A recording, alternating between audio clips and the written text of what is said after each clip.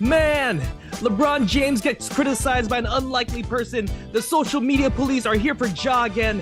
And Boston said, don't let us win one game. I'm Rosa Panta. This is the ClinicAllNBA podcast. I have the three hooligans with me. JJ, how you living, my friend? Feeling good, feeling great. How about you? Man, I'm feeling good. John, how you living, my friend? Hey, I cannot complain, man. I'm ready to get it. Let's talk basketball. Let's go. And Sammy, how you living? I'm good, man. Glad to see that you all have settled into the offseason as I had a long time ago. Let's go. Well, we have to talk about the basketball game that happened today. Game 5 of Celtics and Heat. The Celtics come up with a win, 110-97. This game was actually never close. And guys, I am absolutely surprised, especially with the Celtics being down 0-3. They are finding a way to win these games. And I just want someone to explain to me, what is happening? Is anyone out there actually believing now that the Boston Celtics can pull this off? Something that has never been done. What do you guys think? Oh my God. Hell no. No bias at all. No bias at all. John, you gotta I'm just a defend Laker. it. You gotta defend it, brother.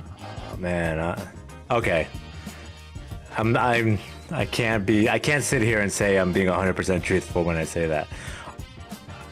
I do think that the Heat are going to win this series, but I have to say I'm a little nervous. I do think that the Celtics are the better team, and they're clicking right now. And I think the biggest thing for me is that Gabe Vincent got injured, and he's huge for them. And then we have to get these Kyle Lowry minutes at 37 years old, scoring 2 points. Yes, that's exactly the noise that I was making as I was watching Kyle Lowry dribble the ball up and down the court. Oh, but no. for, to spare everyone just the rambling, I don't know, man. I'm a little nervous. I'm going to say 4% of me thinks that the Celtics can pull it off. I know that's not a lot, but I still think that the Heat are just cruising. I don't know. It's weird. They didn't show a lot of effort. Like, a lot of the things that they were doing tonight didn't give me cause of concern because it was like bad mistakes, bad turnovers, low effort. And I feel like in a game 6 must win, the Heat are going to come out, and I think they're going to take it to the Celtics. I think they're going to win handily in game 6. Ooh. What do you guys think? Real quick, to defend John here, Gabe Vincent, game 1, scoring 15 points. Game 2, 9 points. Game 3, 29 points. Game 4, 17 points. We all know he got hurt that game. That's why he missed game 5. So they are missing a lot of firepower right now. What do you guys think about what John was saying here?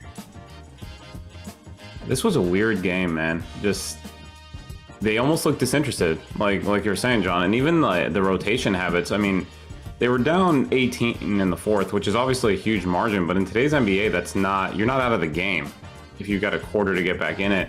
Bam didn't come back in the game at all in the fourth quarter. Jimmy got pulled with 10 minutes left. It was almost like they threw in the towel in the game very early.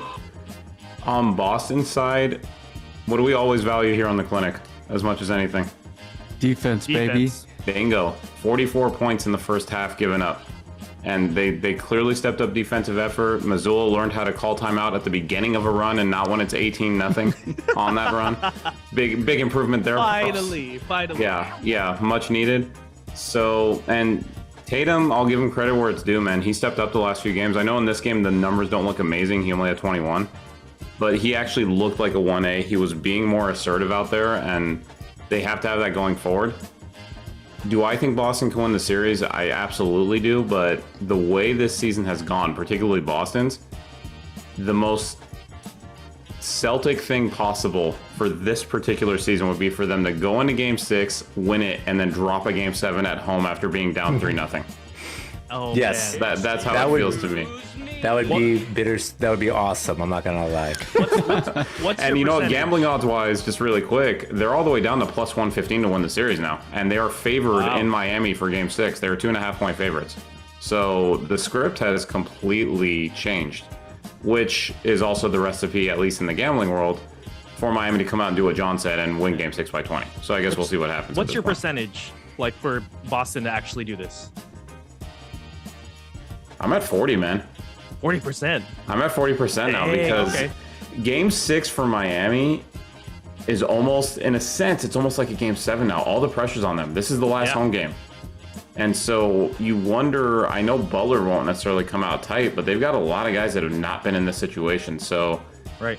You wonder if that'll affect them, but I do still have them as a slight favorite because obviously they have 2 opportunities, of course, but then they still clearly got a coaching advantage. And I think that Spo will know the value of Game 6. So I do expect them to come out pretty hot. Jay, what do you think? Definitely a must-win for Miami. I wouldn't say if I'm a Miami Heat fan, I would be 50% nervous just because we saw this last year. Remember that the 76ers, they were up 3-0 on the Raptors. The Raptors won 2 straight, and ESPN, Fox, they went crazy saying maybe the Raptors will beat Embiid and the 76ers and they'll embarrass the MVP or the MVP candidate. But guess what happened? They lost. So Game 6 has happened. Miami Heat, they have to take it. And what do they need to watch out for? It's Tatum. Like today's game, I know the numbers don't yell out anything in terms of statistical major value like what Sammy said. But the one thing that I want people to note are the 11 assists. And that goes back to what we've been saying this whole year, which is Tatum is the most effective when he's a playmaker. When he's not dribble, jack up a 3 as a cop-out. Absolutely. Right? He's in control of the game. He drives, and he doesn't force anything. I think that's the key thing. Don't force. Pass to the open man, and just play loose, but in control. Just like what Jordan used to do. So Game 6, I think it's a must-watch TV for hardcore NBA fans, and hopefully the casual fans will catch on to this too. But we'll see. Man, I'm gonna say something crazy. Do it. I think Boston has the first team 60% chance of winning this whole thing, and I'm gonna tell you why. Wait, the championship or just the series? I'm just talking about this series. Okay. This series, they have a 60% chance to me, and the reason being is because the Miami Heat needed everything to go right, to get to this point. And part of everything going right was Gabe Vincent. And without him, you're seeing the floor getting shrunk. You're seeing the Celtics defense actually coming out to play. They were second in defense this last year, right? Second in offense as well. That is literally a juggernaut of a team. It should be. Like on paper, the Celtics should have been smacking the Miami Heat. And these past 2 games, they finally come out to play. And I don't know if the Heat have another dude out there who's going to score like a 25-pointer or a 17-pointer anymore to help out Jimmy Butler. So I think these Celtics are rolling, and they're going to win Game 6, and they're going to surprise win this Game 7 and take it all. Is this too crazy? Yeah, who invited this guy? They're the second Who seed. invited this guy? Oh wait, this is the host. I'm sorry, we can't rag on you. Yeah, okay. You can't get rid of me. You can't get rid of me. I can't get rid of you. But okay, here's my counter argument to that. I understand all of that, right? I know that the Celtics were, when you look at the series before it started, everybody said the Celtics are going to smack the Heat. There's no way the Heat can even make this competitive. The reason why my counter to that is I don't think people understand how difficult it is to win 4 games in a row in the playoffs. It's not even about like the talent discrepancy. I get it, but all it's going to take is literally one of your guys or 3 of your guys to get hot, or Jimmy Butler to have a game where he goes off for 35, 38 points. So for me, it's all about the probability here of the odds, right? Like the Heat have 2 more chances for guys to get hot, for one guy to have this anomaly game, for Jimmy Butler to go off and be a superstar. Like to me, that's why I'm picking the Heat to end this in Game 6. And maybe that just Makes you know sense. what? Maybe that's just like delusion of and my green hatred seeping through. But I gotta tell you, I think everyone is mostly behind you. I think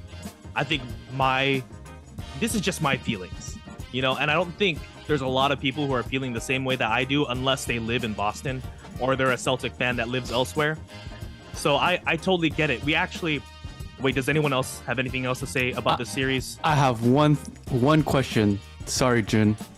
My question is, if this goes Game 7, win or lose for the Celtics, did Coach Mazzulla save his job if it goes Game 7? I'm saying no. I'm saying no because this team is ready to win now and has shown multiple times in multiple series that he just doesn't have it. Especially in like clutch moments, you know, like inadvised like substitutions or like a timeout that should have been called like during a run and he just let the players play. Like I think it like Mazzulla's time's up. Like even if I agree. The only thing that saves him is if they win a chip. That buys him like 2 more years, like the bud treatment. He gets the bud treatment for that. No disrespect. Here's the whatsoever. only thing about that. I get where you're coming from, but I'm looking at potentially 2 other sides to it. One, they just let go of a coach last year, so you have to wonder, are they going to want to go through 3 coaches in 3 years? Whether it's the right or wrong decision, because I agree with you, he's not ready. And he was put in a bad position, and it's reflecting now. It didn't reflect in the regular season because the team has so much talent. Yeah. The second part of it is Boston, not when it's come to players. They've always made the big player trades, especially when Angel's there. But when it comes to coaches, have always been pretty patient when it comes to on-court stuff.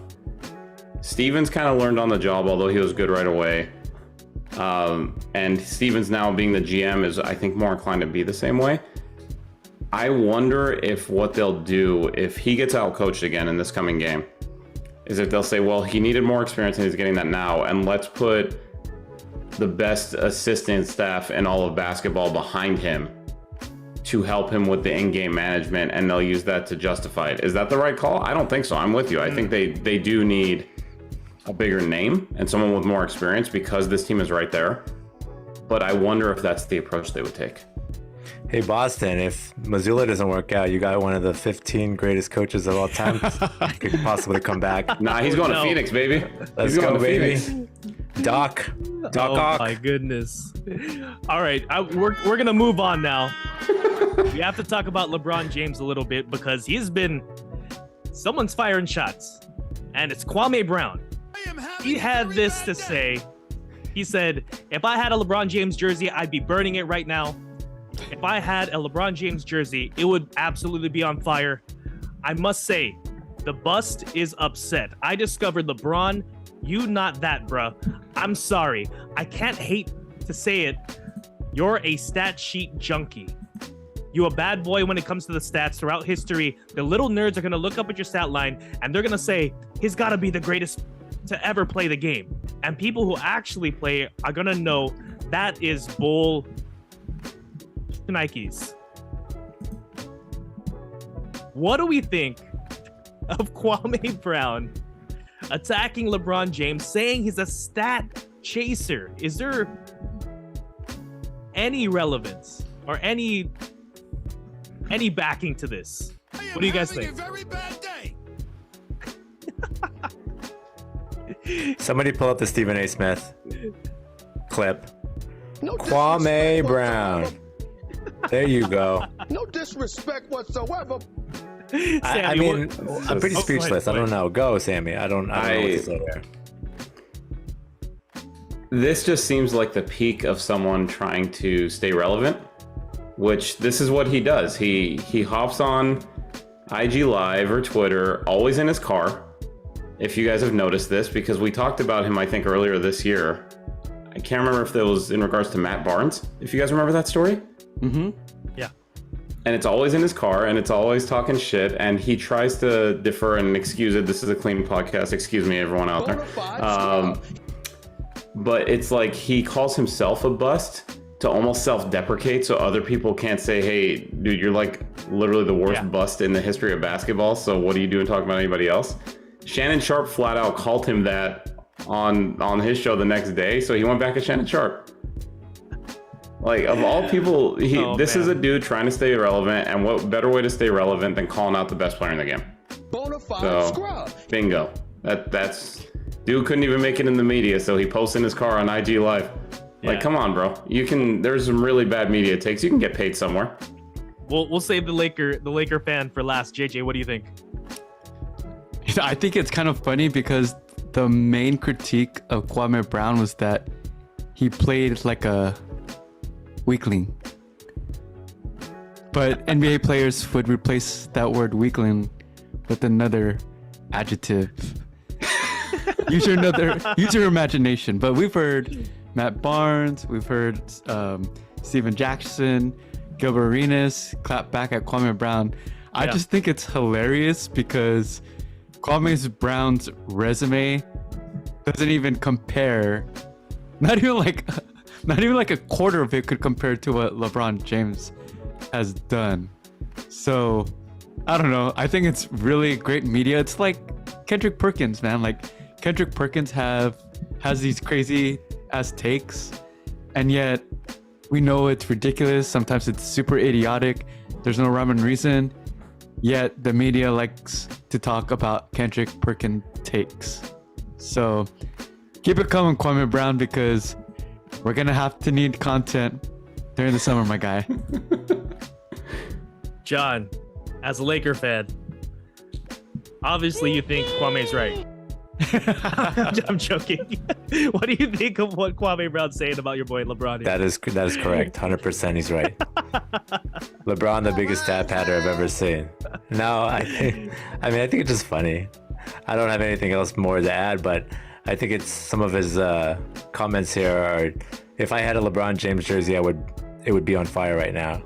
Everybody knows you got a LeBron James jersey. You probably got like 5 of them in your closet, my man. Come on. Signed, sealed, and delivered. And then all the little nerds are gonna look up to your stat line and think you're the GOAT. I like that one. That one's good to me. I think it just is comedy, man. Like JJ said, hey, if you can keep trying to stay relevant and keep content coming and have us, have content so we can talk about it, hey, I'm all for it. But brush it off. It's nothing like to get worked up over. Like Kwame Brown, stat line junkie. Like, doesn't the man also have like rings? Like, did we forget this part? You're commenting on a guy that drinks Henny while driving. Oh, that's also true. So This is true. All right. He was drinking Henny? There's a video of him drinking Henny while driving. That's probably apple juice. That was probably apple juice. Yeah, probably apple juice. Henny. Yeah, you're right. And a Henny bottle. Have you heard the takes? It's Henny.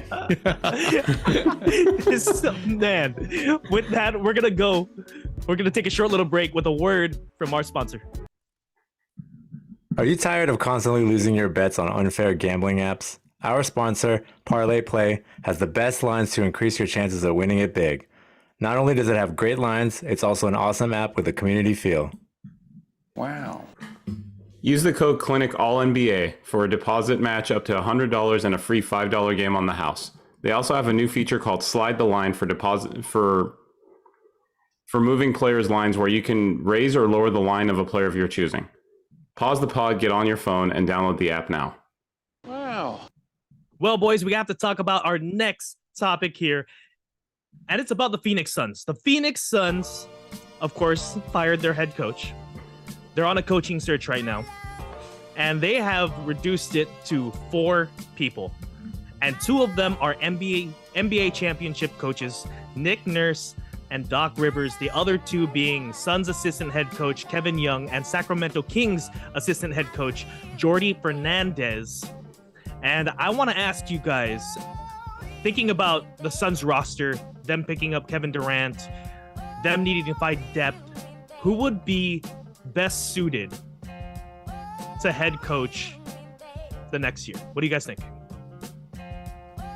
I'll let one of you 2 start, but I am a little disappointed that you didn't mention that Doc Rivers was a top 15 coach of all time. I will say, next time, put some respect on the man's name, I always okay? forget to say that right before his name. I just really wish you didn't ask who would be best suited. I really wish you asked who do we want to get the job, because I have 2 very different answers for that. Sammy, please go. Sammy, who Start the segment off. Best suited. Who- I mean, who I do you think the think- best who do you coach available right now is Nick Nurse, and especially his defensive capabilities on a team like this, where the offense is basically going to take care of itself. Like, the defense is what you need. At the same time, I don't know if we were all in agreement on this. Monty Williams did a fine job as it was. Like, he got killed because they had no depth. That's why they lost. It wasn't anything he did. So unless you nail this hire, I think you're actually going to see a drop off in coaching anyway. So that being said, Nick Nurse is probably the most suited. I think all of us would love to have Doc back in the Pacific Division, though. So I'm rooting for top 15 all-time coach Doc Rivers, but I think Nick Nurse is the best one for this job. If not him, Kevin Young, just to keep it in-house. Just because I don't think the problem was the coaching. This team needs depth, and I think that's going to be addressed through a DeAndre Ayton trade this summer. That's where I'm at with this. The only reason I would say the coaching was a problem, Sammy, is because of DeAndre Ayton. The relationship between Monty and Ayton. That's a good point. That's something that you would have to go one way or the other. Kind of similar to Jordan Poole and Draymond Green, right? But those are players. So I just think that relationship has been severed at this point. That's Other than that, I sort of agree with you. Yeah. Look at when you have Nick Nurse and Doc Rivers, you obviously want vet experience with the team that has champion aspirations. Kevin Young's gonna just be another iteration of Monty Williams. Unless they like what Monty Williams did, which was develop that offensive system of pick and roll, which Chris Paul complemented. Like, Chris Paul has seen coverage millions of times, and he complimented, hey, Monty Williams developed this whole new system for us, and I'm totally bamboozled and I love it. So in terms of strategic implementation, Kevin Young might be the best. For defense, I would go Nick Nurse. For a player's coach, Doc Rivers. But if you want just something entirely new, an offense that would probably give you that injection boost, Jordi Fernandez might be an undercover hire. Just because look at what Mike Brown did this year. Mike Brown brought that sack team to a game 7, and that team had a terrible defense. Yet in the playoffs, they performed on all great fronts of offense and defense. So, and we know that Mike Brown didn't develop that offense. No, he didn't. It's gotta be someone else. No, and it was probably Jordy. I think that's probably why he's part of this hiring search. Exactly. So I would probably go for Nick Nurse, but for fun, Jordi Fernandez. But I hope we're all cheering for Doc Rivers to come back to the West, baby.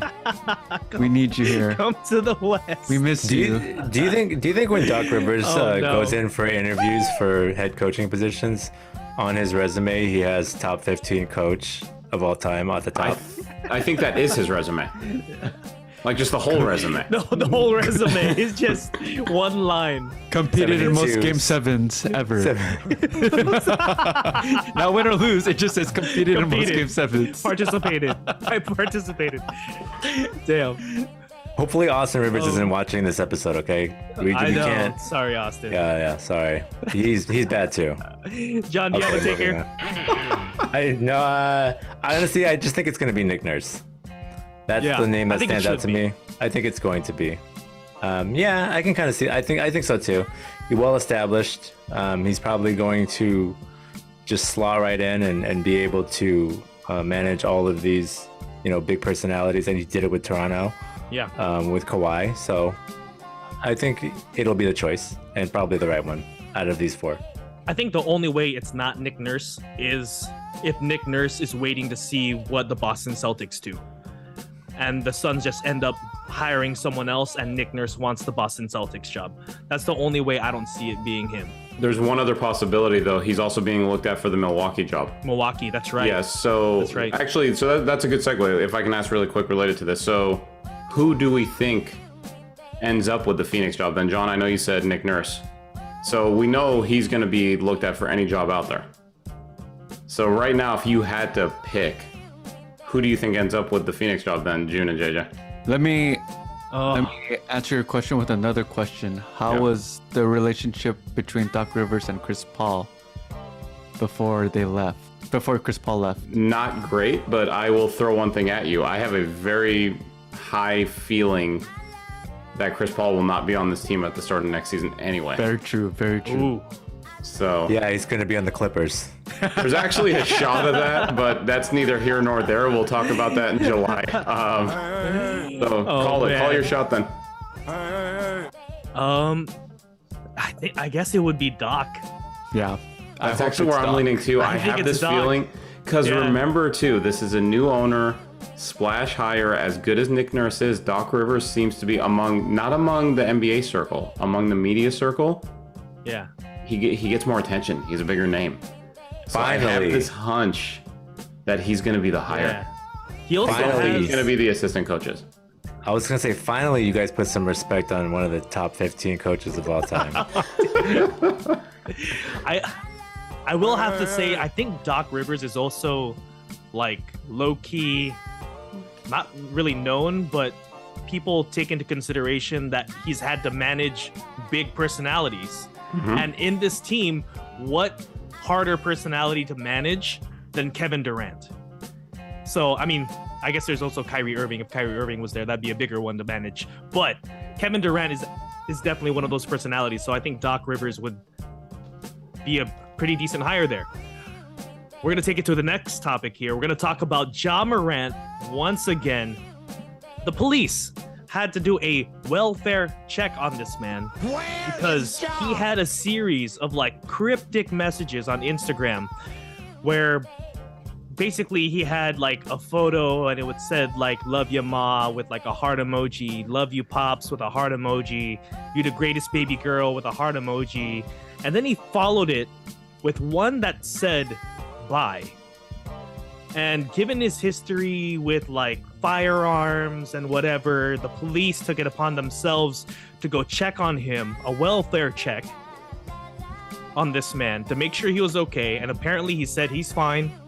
He's just taking a break from social media. What do you guys think of Ja Morant's like posts?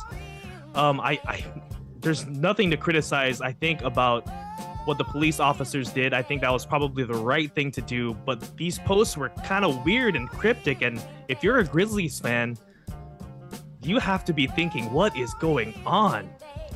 What do you guys think? Probably the best decision that he's done with social media within the past 2 years. Yes. Getting off of it. Yeah. Like even these cryptic messages, like I don't know what his intentions are, but to the normal viewer, especially this day and age of social media, mental health, and what we've known that he's been through, it kind of makes you think like, yeah, the police absolutely was justified in their actions to check on his mental health. And it's like, I don't know, like, I think this is just a sign for one, check on your friends, right? Like, make sure they're doing well. And two, if it's not about that, you gotta be very cautious of what you put on social media. Like, this is another reminder. Like, he got in trouble. Now people are gonna assume this is a cry for help, which might raise another issue for next year. But all like stories aside, in terms of like what was posted, what happened on the clinic, we just want this guy to be mentally healthy, physically healthy, so we could watch the best brand of basketball. And we've been saying that, man. This side shit with the law, we're not about that, man. Agree. Yeah, for sure. And like you guys both said, I'll just reiterate. First and foremost, just want the guy to be okay off the court. Be, clearly he's dealing with something in his personal life. And it could be a little more minor than we think because he is a 23-year-old kid at the end of the day. But the way it's coming out obviously makes you feel like there's a lot more going on below the surface. I completely agree with what you said earlier that the police totally made the right move. Because when you see posts like that to me doesn't imply I'm taking a break from social media.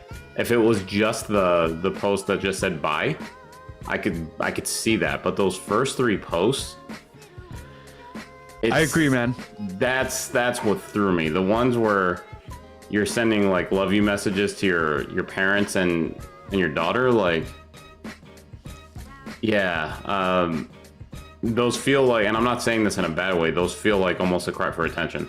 Like the cops needed to show up, you know what I mean? So I do sincerely hope that he comes back at the start of next season with a clear head. I 100% agree that he just needs to be off social media right now. It's not doing anything productive for his life by any means. So hopefully this is a break that at least lasts at minimum through the offseason, but we'll see. We'll see how this goes. Yeah, I don't have anything else more to add. I think you guys both eloquently put it and described it in the right way. It's not a light situation because, and the topic of suicide is very taboo, but the way that this was, that he portrayed or positioned this, you start to think that, right? You start to think through that possibility. And it's not a joke. You don't take something like that lightly. So what Sammy and JJ said is completely correct. The cops made the right decision. You can never be too sure. I mean, I've had family members, not to go too much into a rabbit hole, but I've had family members who have told me they were suicidal, and then they would, continue to post things, and a lot of the times it is a cry for attention, but ultimately you never want to take that lightly. You always want to make sure that that person is going to be okay. So cops did the right thing. Again, like, if whatever Ja's going through, JJ's right. He needs to stay off social media. He can't be listening.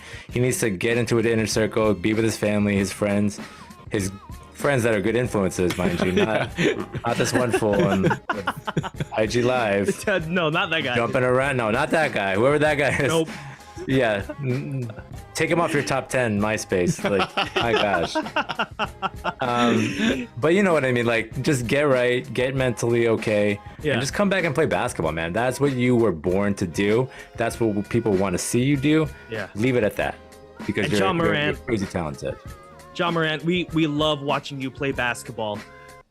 We don't so much love Dylan Brooks, but we love John Morant.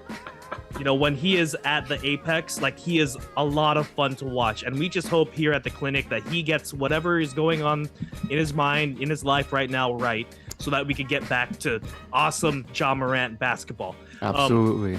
So with that, we're going to take it to our next topic here. Carmelo Anthony, JJ dropped this actually, this little topic here, but Carmelo Anthony recently announced his retirement after 19 seasons. He is one of the most decorated players to not win a ring. And the conversation for the clinic here is, out of the players who haven't won a ring, who is your top 3? And where do you place Carmelo Anthony? And for example, we have like Charles Barkley, Karl Malone, Chris Paul, AI, Patrick Ewing, John Stockton, Russell Westbrook, Harden, Nash, Reggie Miller, McGrady, even Dame Dalla. Like, there's a lot of people on this list. So who is your top 3? And the first person I'm going to go for is John. Wow. Top 3 without a ring. This list is great. I choose none of them. No, I'm kidding. You're like bottom. Yeah, bottom. Like, hey, how do I pass? No, man. Dang, top 3. My first inclination. Oh man, I'm gonna go AI. Allen Iverson. I think just his mark on the game. Obviously, his influence outside of the game changed the game, but also pound for pound, he's known as the best to ever do it. I think he was 160 pounds soaking wet, and he was not afraid to get in there with the Giants and take a beating, man. So AI's up there for me, top probably 1 of this list. Number 2, honestly, I think I'm gonna go Steve Nash. The battles that he had with my Lakers, I think that his ability to just dominate as the leader of a team, not only with the Mavericks, he didn't get that much of a chance with Nowitzki, but the Suns, man, back-to-back MVPs, regardless of how I feel about them. He should have only won one. Kobe should have won the other, but I think Nash is my number 2. And then my number 3, this is going to surprise you guys. No, it's not Russell Westbrook. Stop it, Sammy. Should have been. JJ, you stop it too. I'm gonna go Dame Dollar. Ooh. I told you. It's gonna, All right, defend I it, told defend it. you it's gonna surprise you. And gotta here's the defend reason this. why: is because I still think that his future. I know he's like getting up there in age, but I think he's gonna do some big things here in the next 5 years. Ooh. Call me crazy, but I think he's gonna. And whether that's gonna be moved to a team or get a superstar, one of those things, I think he's gonna be able to actually do things that we never thought possible. So I'm gonna go Dame number 3. And where do I Man. place Melo? Somewhere in the middle. I like Melo, but I didn't like his drive throughout his entire career. Taking money with the Knicks over like trying to win a championship. To me, he's in the middle somewhere of this list. Yeah. Above Westbrook. Man, with that Dame Dollar thing, that got like 1/3 of my fandom really excited. The next person, Sammy. Who's your top 3 here? All right. I do have to agree on AI, just because when we look back at the best players, we also think about the ones that either inspired like fans in a different way or just changed the way the game was played. And there was never a scorer that could do it at AI's, height, stature. We all know he wasn't actually 6 foot or 6'1", and he was still doing what he did. So I got to put him at the top of this list too. I'm actually thinking I'm gonna put Barkley at number 2 for me, just because we had not seen. He was not in 6'6". This was a 6'4" power forward who could do most things with the ball by the time he got to Phoenix and could out-rebound almost anybody outside of Rodman. And really, he would have had a ring if he didn't run into Michael Jordan. Now, that last comment being said, I, like John, refuse to put any Utah Jazz players on this list, so sorry, Malone and Stockton. Not happening. 3 was tough for me. Man. I think I'm going to put Chris Paul at 3 on this list. Wow. Nice. Partially just to get that reation from JJ. Partially because in my own bias, he actually made the Clippers relevant. But just from a pure point guard perspective, he has done it as well as almost anybody who has played the game, just as a pure point guard, taking out the playoff injuries and that kind of thing. So that's going to be my list. Like it. JJ, you got Malone 1, Stockton 2. Who's your number 3? Yo, we need I feel like we need to end this episode now. fired. We don't even have to go to JJ at this So point. many shots fired. My man Sammy put Chris Paul at number 3, everybody. I did. JJ, you gotta go, man. Okay, so AI was my 1. Yep. I would say Barkley and Nash. This is kind of a cop-up answer, but there would be my 2 and 3. So I'll be different from my boys, and this is my pick. But guys, I always loved Reggie Miller's game. So I'm gonna put him number 3 on my list. And Melo, I'm sorry, man. I know this is gonna come off as a hater. It's gonna come off as ignorant. But where I put Melo on this list, I think he's actually on the lower tier. Bottom Maybe 3? Bottom 3. Oh wow. Below Westbrook? No. Yes. Westbrook has an MVP, man. That's true. Yeah. Yeah. I forgot to answer that That's a too. good I've point. got Melo around mid to bottom, so probably between where you guys have him. Right there above Malone and Stockton, most likely. I'm gonna get off that high horse now, but anyway, I've got him. I just never saw Melo as a threat to win it all. Like these other players that are on this list, like they were actual threats to win the whole thing. Thank you. I mean, that's. Go ahead, John. It sounds like, I agree. No. I wanted to keep this going because I think this is. You wanted this is to a say lot something about Chris Paul? Is that? No, I is that what you're didn't. No. going- Well, no. I mean, maybe because one of you might say this, but if we have time, I would love to get your guys' thoughts on who is your most disappointing from this list. Oh, Let's that's do it. interesting. Let's do it. Hold on. Let's do it. I'm gonna say my picks real quick. AI. Yeah, say top three, top Please. three. AI. Reggie Yeah. Miller, like JJ here. Okay. But I'm gonna put Patrick Ewing in there because I think Oh, okay. oftentimes That's a good pick. people forget how good Patrick Ewing was early on in his career, and it's not his fault. It's not his fault that he had to run into Michael Jordan and just be tortured for years. So I'm going with Patrick Ewing. Now, John, you want to talk about Who is your Who's most the one player? Who is your most disappointing? disappointing from this list? Okay, so what is disappointing? Oh my let's gosh. let's put that out there though. When you say disappointing, relative to the expectations of the player, relative to what they accomplished, like what are you That's throwing up- out there? That's up to you. Whatever you think disappointing is Okay, in your eyes, what do Okay. you deem disappointing? Can I go first? Yes. please. I'll go first. And this might be low-hanging fruit. But most disappointing, I'm going to say T-Mac. Because T-Mac was an absolute monster. Kobe Bryant had a lot of great things to say about Tracy McGrady, saying that he was one of the hardest players to guard. And that team was primed to win. If only T-Mac was actually healthy enough to get through a whole season without getting injured. So I would say most disappointing, I have to go with T-Mac. Yes. You stole my pick, but I can't pick it because that would make the Oh, sorry. segment super lame. Thanks a lot, man. No, but Sammy, go ahead. I'll go last. All right. This one might be as much of the fault of the team as it is the player. I'm gonna go with Dominique Wilkins overall of the list because I believe he doesn't have a ring himself. And the reason I bring him up is because when we remember him now, what do we remember more than anything? We remember the dunks. Dunks. And Yep. and not how good this guy was. I mean, I'm just looking at the stats now.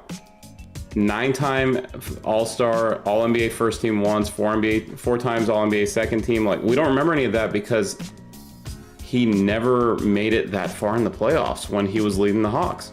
And part of that might be because the Hawks weren't, composed that well. It reminds me almost a little bit of Barry Sanders with the Lions in that way.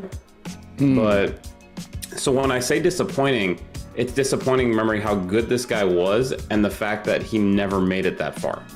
So it might be a disappointment of player along with expectations because the team wasn't built up that well. So that'll be my pick. JJ. Here, I gotta unload the clip while we can, man. I'm gonna blast Karl Malone. Just based off expectations, I gotta come with the hater right now. For other reasons that we can't talk about. Yeah, well, I don't like him because of that, obviously, but this off expectations, like what Sammy was saying, 3 finals appearances, 2 MVPs, and you don't win it. Those are the most accolades than anyone that's on this list has. So this dude came out short, and you could argue he had the best point guard with him, and he couldn't get it done still. All right. Great point. I'm finishing this off. I'm going all in, dude. I'm going hard on this one. Dude. I've been saving it up for this entire episode. James Harden. Yes. Your MVP? Your MVP pick? Exactly. That's exactly why. I told you I am doing the full 180 here, Dang, Sammy. Judas, dude. Okay, Judas. okay, yeah, 100% Judas. I'll stab you in the front, back, and I'll stab you in the front. So here's my reasoning. Okay, he played with Russell Westbrook, a Kevin Durant, pre-ashy ankle Kevin Durant, and also post-ashy ankle Kevin Durant with the Brooklyn Nets, Kyrie Irving, Dwight Howard in his prime, Chris Paul. He played with Joel Embiid. I mean, this guy has played with some of the best players I think we've ever talked about in the last, 10, 15 years? And he could not get it done. Game 7 against the Warriors, absolute stinker of a game. That was his best chance to win a title. Didn't get it done. Trash. Man. I'm going all in, man. You know what? James Harden, I can't believe MVP ever came out of my mouth. I take it all back. I'm doing the 180. I'm doing the moonwalk. I'm up, covering my head in shame. That's it. James Harden, man, the most disappointing player who's never won a ring on this list. Hands down. That's it. All right, I'm done. Man. Ran over. Man, and With that, that's actually all we have for tonight's pod. I want to thank you three for being on. JJ, thanks for being on, man. Thanks, everybody. She knows she loves Jay because John, thanks for being on. Hey, thank you. Have a great night. Sammy, thanks for being on, man. Good to see you. Thanks as always for having me. Everyone enjoy Game 6. Sammy takes it all the way. And shout out to our video producer, RJ. Check out our YouTube channel. Remember to rate, subscribe, and review. Like us on our Facebook group page, the Clinic All NBA Podcast, and follow us on Twitter at Clinic All NBA. I'm Rosa Panda. This is Clinic All NBA Podcast. Come find us wherever you get your podcasts. Rose definitely enough.